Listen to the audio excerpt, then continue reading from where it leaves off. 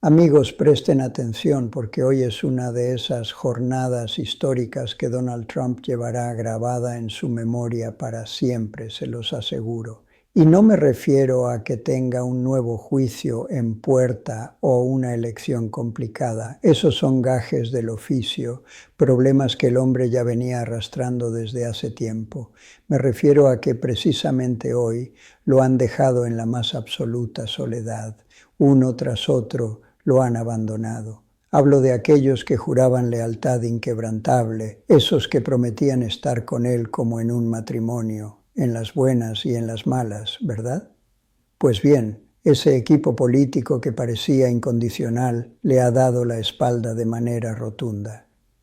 Estamos hablando de ciudadanos que eran sumamente fieles a Trump, gente que incluso lo defendió a capa y espada después de aquel lamentable asalto al Capitolio, personas que en su momento prefirieron correr el riesgo de terminar tras las rejas antes que abandonarlo. Imagínense ustedes a esa gente, los que antes portaban esas gorras de MAGA con tanto orgullo. Aquellos que tuvieron algún cargo importante en la administración Trump y lo siguen teniendo, e incluso los que no. Muchos están diciendo, ya basta, y lo están expresando hoy públicamente, con nombre y apellido, dando la cara y con mucha rabia. Es un miércoles negro para Donald Trump, y me atrevería a decir que es mucho más que eso, porque estamos viendo el calado de la traición en su máxima expresión. Pero también se respira decepción, se respira miedo. Y fíjense bien, la lista es enorme, no se sabe ni por dónde comenzar. Tomen, por ejemplo, a Tricia Hope, una activista del movimiento MAGA muy reconocida en el círculo interno, que desde el primer día se la pasó vociferando que defendería a Trump contra viento y marea. Pues ahora resulta que esa señora dice sentir náuseas, que le da asco, que siente ganas de vomitar por haberle entregado años de su vida a un sujeto que ahora aparece nombrado 38,000 veces en los oscuros archivos del caso Epstein. Dice que siente repugnancia, que se arrepiente profundamente. Y no es solo ella, mis amigos. Ahí tienen a Sean Ryan, un podcaster de ultraderecha muy popular, burlándose hoy del discurso oficial de Trump, avergonzado de haberle brindado ayuda en algún momento. Y bueno, ahora comenta entre risas, de forma burlona, que no es un crimen irse de fiesta con Epstein. ¿Me entienden la ironía? Se está mofando de Donald Trump porque ya no puede tomarse en serio ni una sola palabra que sale de su boca. Ha quemado su gorra MAGA. Trump, como es natural en él, lo toma como una alta traición, pero Ryan no es el único. Hablemos de Thomas Massie. Ya no estamos hablando de un simple podcaster o de una voluntaria. No, señores, hablamos de un congresista republicano. Thomas Massie es un aliado legislativo que apoyó a Trump más del 90% del tiempo en las votaciones. Y ahora este hombre no solamente lo confronta, sino que termina recibiendo ataques personales, y no por ser un enemigo político cualquiera, sino por atreverse a decir la verdad sobre los archivos de Epstein. Y Trump, en su desesperación, lo llama desleal traidor. Ataca a su esposa, ataca a la familia de Massie, echando por la borda todas esas décadas en que estuvieron juntos. A quien lo apoyó incondicionalmente, hoy le llama basura, y la lista no para ahí. Acuérdense que ahí está Marjorie Taylor Greene, la más radical de todas. Pues ahora se dice que Trump trata como basura precisamente a quienes más lo han apoyado. Y en este momento ella parece estar cobrando la venganza este fin de semana, porque Marjorie Taylor Greene está captando a todos los traidores, así llamados por Donald Trump, que están abandonando el barco. Es un golpe directo, amigos, porque imagínense ustedes, si estamos hablando de que hasta los fanáticos más ciegos, más de ultraderecha, ya están formando un grupo anti-Trump, incluso más MAGA que el propio Donald Trump, pues eso significa que algo muy grave está ocurriendo en las entrañas del partido. Y eso, queridos oyentes, justo eso es lo que vuelve este día tan desastroso para el expresidente. No es simplemente un tema de un titular en el New York Times, no es un ataque coordinado de los demócratas, es su propia gente, la más leal, la que era más incondicional, la que hoy ya no está dispuesta a seguirle el juego. Su base se está erosionando, estamos viendo al gigante con los pies de barro quebrarse y lo que queda no es fuerza, es puro miedo. A Trump lo único que le queda es pánico y lo vemos claramente. Vemos a un líder desesperado tratando de fingir que todavía tiene el control, cuando en realidad no le queda nada. No hay en estos momentos quien salga a dar la cara por él después de lo ocurrido el fin de semana pasado. Ese control férreo que él decía tener, amigos, ya no existe. Ese equipo político se ha esfumado, ya no queda nada. Porque no es solo el tema del escándalo de los archivos, es un efecto dominó. Es la mentira que se desmorona. Porque el mismo Trump, que antes exigía curiosamente que se publicaran los archivos por completo, pues ahora se arrepiente y se lanza contra los que piden transparencia. Él decía que se abran los archivos.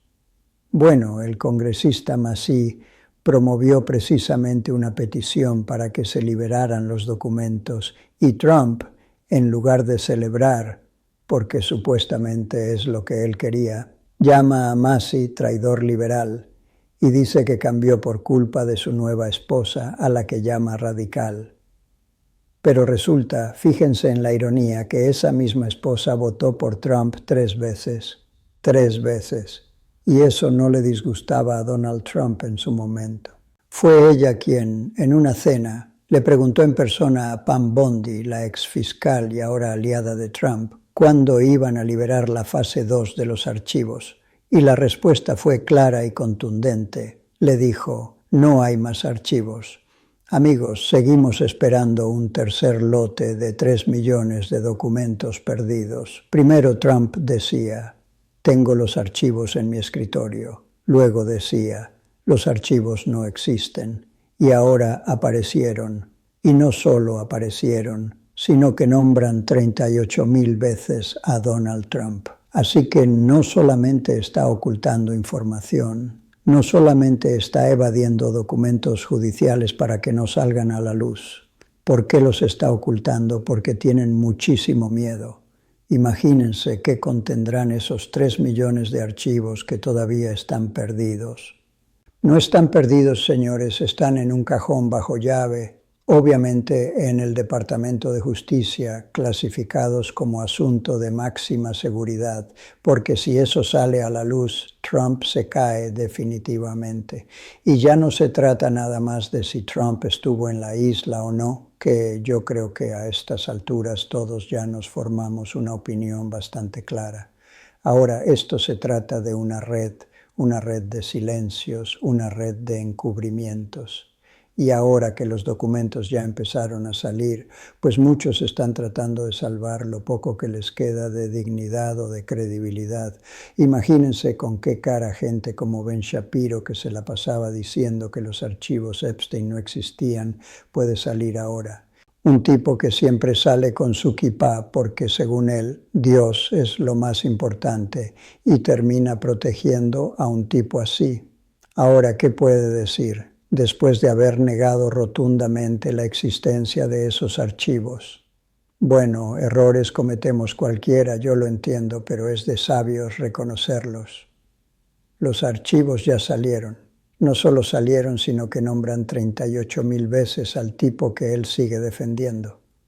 Pero él se escuda en la religión para darle ese aire de verdad a lo que evidentemente es falso.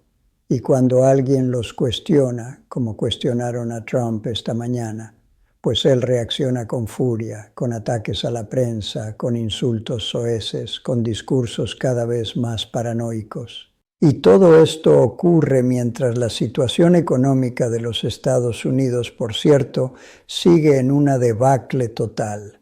Fíjense nada más en este dato que les voy a dar.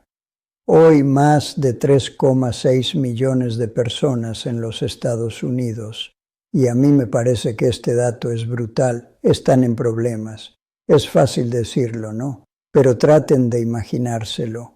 Imaginen, 3,6 millones de estadounidenses están en mora severa con sus préstamos estudiantiles. Es un récord histórico que no se había visto jamás en Estados Unidos. El número de beneficiarios federales que están más de 275 días atrasados en sus pagos es 8 veces mayor al promedio que teníamos antes de la pandemia. ¿Qué quiere decir esto? Que la gente no puede pagar sus créditos. ¿Y de qué habla entonces Trump? Habla de Harvard, de una supuesta conspiración en su contra. Dice que supuestamente le deben $1,000 millones.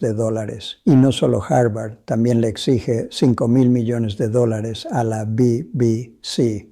Trump está demandando por $5,000 millones más a JP Morgan. Está demandando por $10,000 millones al propio Departamento del Tesoro de su gabinete. Entonces, hagan cuentas, amigos. ¿Qué está haciendo Trump en la presidencia demandando a su propio Departamento del Tesoro, a su propio gobierno, para que se le entreguen a él mismo $10,000 millones? A JP Morgan le pide 5,000 más, ya vamos en 15,000 millones. Ojo con esto, súmenle los 5,000 más que le está demandando a la BBC. Ya son $20,000 millones. Imagínense ustedes esa cifra. Y a Harvard le pide $1,000 millones. Total, $21,000 millones. Ese es el presidente de los Estados Unidos. Para eso usa el poder. Como si el mundo entero le debiera algo. Como si todo este derrumbe no fuera culpa suya. Pero el problema, amigos, es que afuera de su burbuja, la realidad está que arde y él no lo quiere reconocer. Las menciones que brotan, su nombre que aparece una y otra vez en los archivos, pues para él, según dice, no son un escándalo. Hoy por la mañana, incluso se veía en la conferencia de prensa como él salió a decir que el tema de Epstein ya aburre, que ya es hora de cambiar de tema de conversación por algo que realmente le interese a la gente. Y cuando una reportera valiente le preguntó, «Oiga, pero ¿cómo le va a decir usted a las víctimas que siguen esperando justicia?», él se enojó, la agredió, le dijo que era una vergüenza, que debería sentir vergüenza de sí misma, que CNN era un medio de lo peor. Todo por el crimen de preguntarle por las víctimas que esperan justicia. ¿Cómo es que dice usted que quiere cambiar de tema? Dice que esto no es importante. Y por si algo faltara, amigos, hoy se da el lujo de recibir en Estados Unidos a Gustavo Petro. Bueno, ayer lo recibió precisamente como parte de su agenda, mientras al mismo tiempo lanzaba insultos y burlas. Recordemos que hace unas semanas Trump había llamado a Petro drogadicto, le había dicho marxista, le había dicho terrorista, lo había acusado de todo, por supuesto. Incluso le había hasta retirado la visa para ir a Estados Unidos. Y luego él lo desinvita y después lo invita. No hay que tener vergüenza ni memoria para actuar así. ¿Cómo se refirió a un presidente de un país que además ha sido aliado incondicional de los Estados Unidos por tantísimo tiempo? Un país que incluso alberga bases estadounidenses en su territorio, que pagó un precio muy alto con su propia sangre colombiana. Fíjense, pocas veces hemos hablado de esto a profundidad, pero es bueno decirlo. Pocos países en América Latina han sufrido tanto por las acciones del imperialismo como Colombia.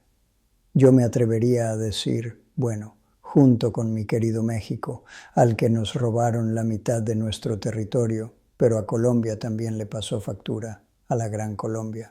Si no hubiese sido por la intervención, por el intervencionismo descarado de Estados Unidos, Colombia muy seguramente seguiría teniendo a Panamá en su territorio.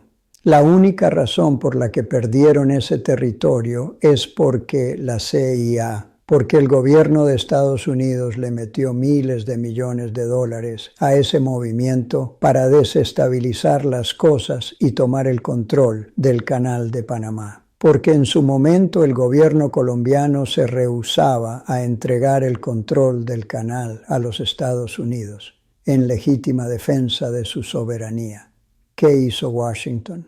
Desestabilizar la región, financiar a un grupo de separatistas y con eso promovió la supuesta independencia. Para luego, ya saben ustedes, el terrible papel que jugó la CIA para asumir el control del canal. Y bueno, pues en general ahí lo tienen ustedes de regreso, eso es lo que vemos, la represión, el autoritarismo puro.